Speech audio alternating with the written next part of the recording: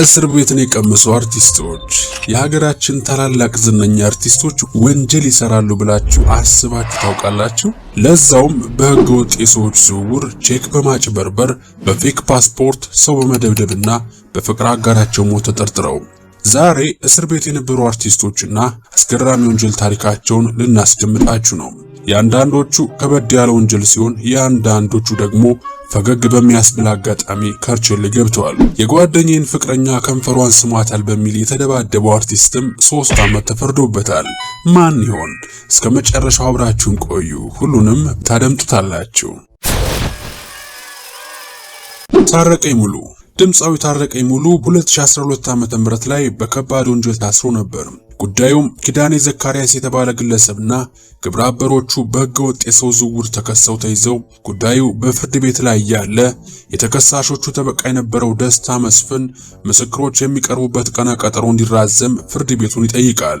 ይህንን ያደረገበት ምክንያት ከአርቲስት ታረቀኝ ጋር በመሆን ምስክሮቹን ለመደራደር እንዲያመቸው ነበር። ጠበቃውና አርቲስት ታረቀኝ ነው ምስክሮቹን ፍርድ ቤት ቀርባችሁ ለፖሊስና ለአቃቢ ሕግ የሰጣችሁትን ቃል ቀይሩ፣ አለበለዚያ ፍርድ ቤት ሳትቀርቡ ጥፉ። ያንን ካደረጋችሁ 500 ሺህ ብር ለእያንዳንዳችሁ እንሰጣችኋለን።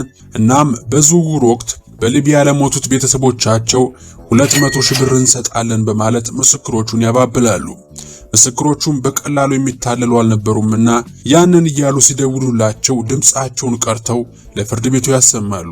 በዚህም ጠበቃው ደስታ መስፍንና ታረቀኝ ሙሉ ለእስር ይበቃሉ።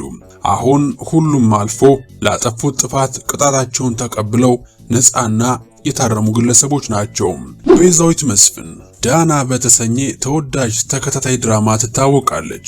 ለ6 ወር የታሰረችበት ምክንያት ደግሞ ቼክ በማጭበርበር ነበር። ታሪኩ እንዲህ ነው። በአንድ ወቅት አዘውትራ መኪና ከምትከራይበት መኪና ማከራያ ሄዳ የ4000 ብር ቼክ አስይዛ መኪናውን ትከራያለች። መኪናውን መመለሻዋ ጊዜ ይደርስባታል። በዛን ወቅት ታዲያ አንድ የቤተሰቧ አካል ታሞ ስለነበር ሆስፒታል ገብታ ቤተሰቧን እያስታመመች ስለነበር በአጋጣሚ እሷን ለመጠየቅ የመጡ ጓደኞቿ መካከል አንዱን መኪናውን መልሶ ቼኩን እንዲቀበል ትልከዋለች። ይህ ጓደኛዋም መኪናውን ሲመልስ የመኪናው ባለቤት የቤዛን ቼክ ስላለያዘው ተቀያሪ ሌላ 4000 ብር ቼክ ይሰጠዋል። ከዚህ በኋላ ነው እንግዲህ ቤዛን ወደ እስር ቤት የከተታት መዘዝ የጀመረው። ቼኩን ይዞ እንዲመጣ የሚጠበቀው ጓደኛዋ ይቀራል። መቅረቱ ሲያስጨንቃት ቤዛ በጓደኞቹ አፈላልጋው ተይዞ ወደ ሕግ አካል ይዘው ይሄዳሉ። ታዲያ ለቤዛ ተብሎ የተጻፈው ቼክ የ4000 ብር ቼክ ላይ 2 ቁጥር ጨምሮበት ባንክ ሄዶ ብሩን አውጥቶ ስለነበር የመኪና አከራዮቹ ቤዛ ላይ ክስ ይመሰርቱባታል። በዚህም ጓደኛዋ 1 ዓመት እሷ ደግሞ 6 ወር ትታሰራለች።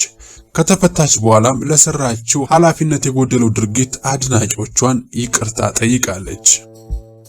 ግሩም ኤርሚያስ በፊልም ስራዎቹ ተወዳጁና ኮከቡ አርቲስት ግሩም ኤርሚያስ ታስሮ እንደነበር ታውቃላችሁ። በተወዳጅ ፊልሞቹ ሄርሜላ፣ ስሬት፣ አማላዩ፣ 79፣ ጽኑ ቃል፣ 400 ፍቅርና ለእስር ሊያበቃው የነበረውና ያስከሰሰው በጭስ ተደብቄ የተሰኙ ፊልሞቹ ጥቂት ፊልሞቹ ናቸው። ስፖርትን የሚወደውና በልጅነት ዘመኑ የጉልበት ስራዎችን መስራት ይወድ የነበረው ግሩም በ10ዎቹ ዕድሜ ያለ ለእስር ያበቃው አንድ ጉዳይ ነበረ። እሱም ክለብ በቦዲጋርድነት ተቀጥሮ ይሰራ በነበረበት ወቅት ነው። የሚሰራው መጠጥ ቤት አካባቢ እንደመሆኑ ሰካራም፣ ጉልበተኛ፣ ጸባጫሪ አይጠፋምና በስራው ምክንያት አፍላ ዕድሜ ላይ እንደመሆኑ መጠን ብዙ ግጭቶች ውስጥ ይገባ እንደነበር ይናገራል። በዚህም ተደባድቦ ሰው ላይ ጉዳት በማድረሱ ወደ እስር ቤት ይገባል። በዚህም እስር ቤት ጥቂት ዓመታትን ያሳልፋል። እስር ቤት ብርቱ መምህር ነው የሚለው ግሩም ኤርሚያስ አሁን ላለው ማንነቱ የበፊት ታሪኩ ተጽዕኖ እንዳሳደረበትም ይናገራል። ሌላው ቀርቶ መጽሐፍ እንኳን ማንበብ የጀመረው እስር ቤት እንደሆነ ይናገራል። ሌላው ለመታሰር ጫፍ አድርሶት የነበረው ጉዳይ በጭስ ተደብቄ የሚለው ፊልም ላይ በወደዳት ልጅ ምክንያት ሐዘኑን ለመርሳት ፍቅሩን ለመደበቅ ብሎ በሱስ የተጠመደ ካራክተር ተላብሶ በሰራው ፊልም ምክንያት ነው። ካራክተሩን ለመምሰል ለፊልሙ ማማር በሄደበት ርቀት የሰውነት ክብደቱን ቀንሶ ራሱን እስከ ማጎሳቆል ደረጃ ደርሶ ነበር። ታዲያ ካራክተሩ አጫሽ ነበርና እያጨሰ ሽሻም እየወሰደ በመስራቱ ምክንያት ፊልሙ ሲወጣ አደንዛዥ ዕፅ በመጠቀም በሀገራችን ወንጀል በመሆኑ ፊልሙን ለሚያዩትም ጥሩ አርአያ አይሆንም በሚል ተከሶ እስር ደረጃ ደርሶ በኋላም ጉዳዩ በሰላም መፈታቱ ተገልጿል። ሄኖክ ወንድሙ ተወዳጁ ደራሲ፣ ተዋናይ፣ ዳይሬክተርና ፕሮዲውሰር ሄኖክ ወንድሙ በአስራዎቹ ዕድሜ ላይ ያለ ታስሮ ነበር። ሁሉም ሰው አፍላ ዕድሜ ላይ ሲደርስ አስቸጋሪ ጠባይን ያሳያል። ለአንዳንድ ሰዎች ግን ያ ዕድሜ አስተማሪም ይሁን መጥፎ ጠባሳ ጥሎ ያልፋል። ሄኖክ የታሰረበት ምክንያት እንዲህ ነበር። 18 ዓመቱ እያለ አንድ ቀን አገር ሰላም ብሎ በተኛበት ጓደኛው መጥቶ አንዱ ጎረምሳ ፍቅረኛዬን ከንፈር ስሞብኛል ናና ጠግቧ እንዳይደርስ እናስፈራራው ብሎ ይዞት ይወጣል። ሄኖክም ከተኛበት ተነስቶ ወደ ጓደኛው ባላንጣ ሄዳሉ።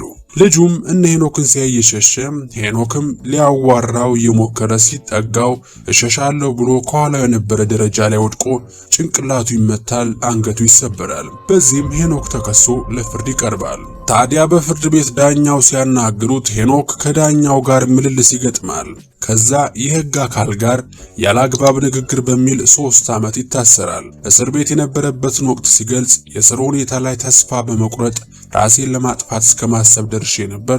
ነገር ግን ፈጣሪ ተለወጥ ሲልህ የምታውቀውን ነጥቆ ወደማታውቀው ህይወት ወስዶ ያስተምራል ይላል። አርቲስቱ ይቀጥልና ተስፋ ቆርጬ ከፖሊሶች ጋር ስጣላ ስበጠብጥ ያየኝ አንድ ፖሊስ እንደዚህ ከምትሆን ብሎ እዛው እስር ቤት ላይ ላይብረሪ ውስጥ እስረኞች አንብበው ሲወጡ መጽሐፍ እንድደረድር ስራ ይሰጠኛል። በዛ መሃል መጽሐፍ ሳከራይ መኝታዬ ድረስ ወስጄ ሳነብ ቁም ነገረኛ በፖሊሶችና በእስረኞች መሃል ራሴን አስታራቂ ሆኜ ያገኘሁት የሚለው ሄኖክ እስር ቤት በመግባቱ ቀላል ህይወት ባያሳልፍም ህይወቱን ማንነቱን ለመቀየር እንደ መልካም አጋጣሚ እንደሆነለት ይነገራል። ታዲያ ከስር ወጥቶ በግሩም ኤርሚያስ ምክር ትልቅ ደረጃ ሊደርስ ችሏል። ይህች ፎቶ ምስክር ናት ይላል ሄኖክ ያንን ጊዜያቸውን ሲያስታውስ። አበበ ተካ በዘጠናዎቹ አበበ ተካ ከዘፋኝነቱን ባሻገር በአፍቃሪነቱ እናውቀዋለን። ታዲያ ፍቅር እስከ መታሰር የሚያደርስ ብዙ ዋጋ አስከፍሎታል። አጋጣሚው የተፈጠረው እንዲህ ነበረ። በሻህ አላሙዲን ስፖንሰርነት ስራዎቹን ለማቅረብ ወደ እንግሊዝ ሀገር ሄዶ ነበር። ታዲያ እዛው እንግሊዝ እንዳለ ፍቅረኛውን ታገኝን ለማግኘት ሰው ወዳለችበት ወደ አሜሪካ ለመሄድ ምን ማድረግ እንዳለበት ግራ ገብቶት ጓደኞቹን ሲያማክር ለምን በፌክ የጣሊያን ፓስፖርት አትሄድም ብለው ሐሳብ ያቀርቡለታል።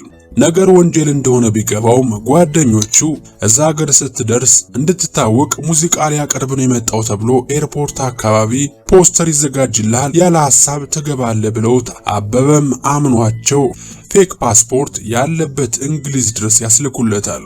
እሱም በነጋታው ጉዞውን ለመጀመር እንግሊዝ ኤምባሲ ሄዳል። ኤምባሲ ውስጥም ብዙ ጥያቄ ሳያበዙ ፓስፖርቱን አይተው አጠራጣሪ ሆኖ ሲያገኙት ምልክት ብቻ አድርገው ይልኩታል። አበበም አለፍኩ ብሎ ደስ ብሎት ወደ አሜሪካ ይበራል። ካሊፎርኒያ መዳረሻ ሆኖ ያርፋል። ፍቅረኛው ታገኘው የነበረችው ግን ዲሲ ነበርና አንድ በረራ ይቀረው ነበር። ኤርፖርት ሲደርስ እዛ ያሉት ኤምባሲዎች ቼክ ሲያደርጉት ፓስፖርቱ ላይ የተደረገውን ምልክት ያያሉ። በዚህም ወደ አንድ ጣሊያናዊ ይልኩታል። ጣሊያናዊውም በጣሊያንኛ ቢያዋራው አበበ ጣሊያንኛ ስለማይችል የሚመልሰው ያጣል። ጉድ ፈላ። በዚህም ህጋዊ ያለመሆኑን አውቀው እጁ ላይ ካቴና ያደርጉበታል። ከእንግሊዝ በቅፍ አበባ በተስፋ ተሸኝቼ በሰንሰለት ታስሬ ወደ ዘብጥ እያወረድኩ ይላል አፍቃሪው አቤ። ለካ በትክክለኛ መንገድ ካልሄድን በ24 ሰዓት ውስጥ ብዙ ችግር ይፈጠራል ይላል አበበ። ከዛ በኋላ ወደ ሀገር ይመልሱኝ እኔ ፍቅረኛ የሎስ አንጀለስ ስላለች ነው እሷን ለማግኘት ነው ቢልም የሚያምነው አጥቶ 2 ዓመት ከ2 ወር ተፈርዶበት ወደ እስር ቤት ይገባል። ለአንድ ዓመት ያህል የእስረኞችን ልብስ በማጠብ ግቢ በማጽዳት እስር ቤት ውስጥ ሲሰራ ቆይቶ በነበረው መልካም ባህሪና የምርም ፍቅረኛውን ለማግኘት እንደመጣና በሀገሩ የታወቀ ሙዚቀኛ መሆኑ ሲታወቅ ቢወጣም ጥሩ ስራ ይሰራል እንጂ ጉዳት አያደርስም ብለው ከስር ይፈቱታል። በስተመጨረሻም ወደ ዲሲ ሄዶ ከታገኝ ጋር ይገናኛል። እስካሁን ቪዲዮን እየተመለከታችሁ ላይክ ካላደረጋችሁ ጊዜው አሁን ነው።